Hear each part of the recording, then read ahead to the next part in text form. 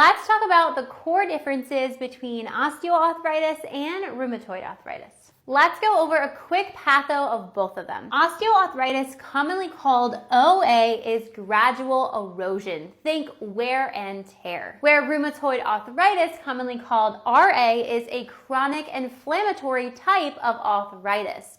Now, this is characterized as an autoimmune disease. This is very different than OA. Now, there are a lot of differences you need to know between these two diseases, so I came up with a memory trick to help. First, let's go through osteoarthritis. We want to think of the L's, so we're going to think localized. Localized meaning it's in one joint, not both joints.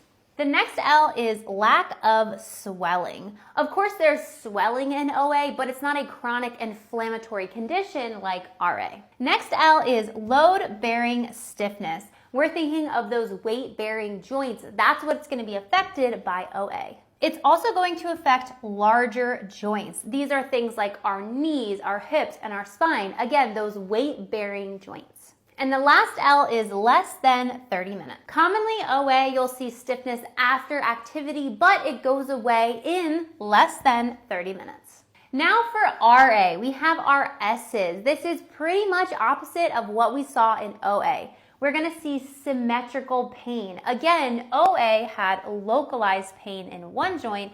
This is symmetrical. The next S is stiffness. RA is known for its stiffness in the joints. Next S is swelling. Again, this is a chronic inflammatory condition. Next S is for small joints. Unlike OA, where we have large joints, RA tends to affect those small joints. So these are things like the fingers and the toes. And the last S, which is super important, is that RA is systemic, meaning it doesn't just affect the joints. It can affect other body systems like the heart, the lungs, the skin. It's not localized like OA. You can find more helpful information like this in the MedSurge flashcards. Happy studying, future nurses.